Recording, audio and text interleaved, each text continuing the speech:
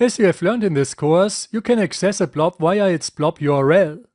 The blob URL contains the storage account name, the blob container name, and the blob name. This URL works when you have set the public access level of your container to blob or to container. To access a snapshot, you need to include the snapshot time as a query parameter. So the URI looks like this.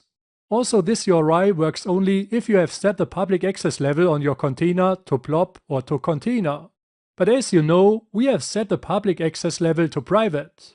That means to access a snapshot of our Coffee Videos container, you need to use the shared access signature token. You could just try to append it to that snapshot URL.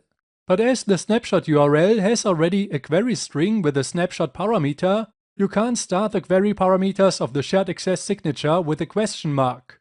You need to replace that question mark with an ampersand to get a valid query string and so a valid URL.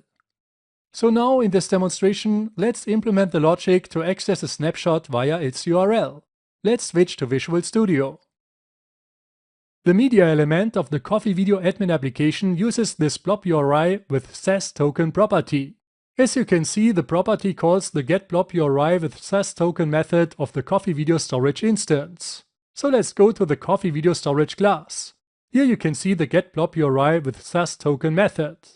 There is a to-do command for you: make the returned URI work for snapshots as well. So let's get rid of this to-do command. Instead of using the URI property of the Cloud Blob, you can just use the snapshot qualified URI property. This will return the blob URI if this is a blob, and it will return the URI with the snapshot query parameter if this is a snapshot. Now the issue is, if it's a snapshot, the SAS token should be appended with an ampersand and not with a question mark.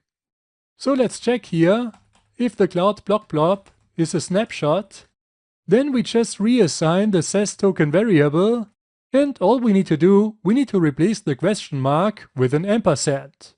Now let's run the application and let's check if we now can see the different videos for the 3 snapshots.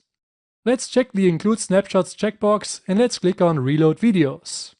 I select here the Coffee on the Board snapshot and you can see the media element shows me drinking a cup of coffee on a skateboard. Let's select the Skateboarder 180 snapshot and you can see it's the Skateboarder 180 video. Now let's select here the nose show width snapshot, and you can see that's the video with the nose show width. So the code that we have written to add the shared access signature token to the snapshot qualified URI actually works. In the next clip, I will show you how to implement the logic to promote a snapshot.